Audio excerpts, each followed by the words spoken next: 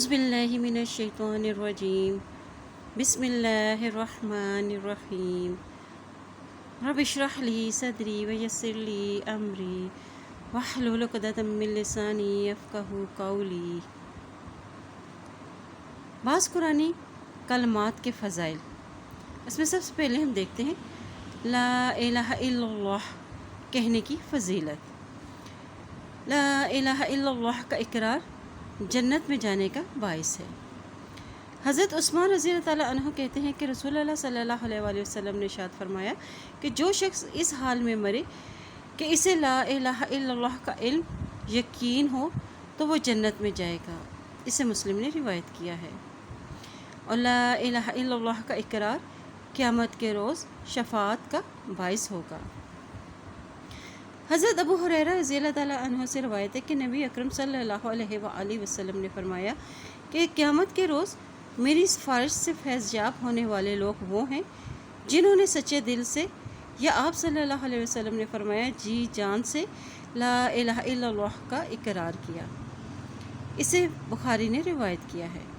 اور لا الہ الا اللہ کا کثرت سے وظیفہ اللہ تعالیٰ سے قربت کا ذریعہ ہے۔ حضرت ابو ہریرہ رضی اللہ تعالیٰ عنہ کہتے ہیں کہ رسول اللہ صلی اللہ علیہ وآلہ وسلم نے فرمایا کہ جب بندہ سچے دل سے لا الہ الا اللہ کہتا ہے تو اس کے لیے آسمان کے دروازے کھول دیے جاتے ہیں یہاں تک کہ وہ عرش تک پہنچ جاتا ہے، بشرطیہ یہ کہ کبیرہ گناہوں سے بچتا رہے۔ اسے ترمذی نے روایت کیا ہے۔ اور لا الہ الا اللہ سب سے افضل ذکر ہے۔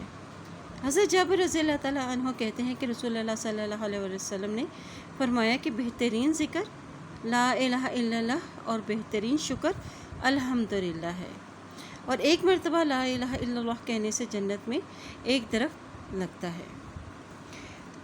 حضرت عبداللہ بن مسعود رضی اللہ تعالیٰ عنہ کہتے ہیں کہ رسول اللہ صلی اللہ علیہ وسلم نے فرمایا کہ معراج کی رات حضرت ابراہیم علیہ السلام سے میری ملاقات ہوئی تو انہوں نے کہا کہ اے محمد صلی اللہ علیہ وآلہ وسلم، میری طرف سے اپنی امت کو سلام پہنچانا اور انہیں بتانا جنت کی زمین بڑی زرخیز ہے اور اس کا پانی بڑا ثمر آور ہے اور اس کی جگہ خالی ہے، اور اس میں درخت لگانا سبحان اللہ، الحمدللہ، لا الہ الا اللہ اور اللہ اکبر کہنا ہے۔ اسے ترمذی نے روایت کیا ہے۔ اور موت کے وقت لا الہ الا اللہ کہنے والا جنتی ہے۔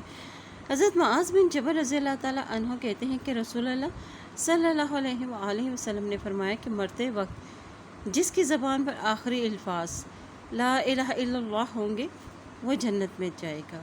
اسے ابو داؤد نے روایت کیا ہے۔ اللہ تعالیٰ سے دعا ہے ربنا واغفر لنا ذنوبنا وکفر عنا سیئاتنا وتوفنا مع الابرار، آمین۔ سبحانک اللہم و بحمدک اشہد ان لا الہ الا انت استغفرک و اتوب الیک۔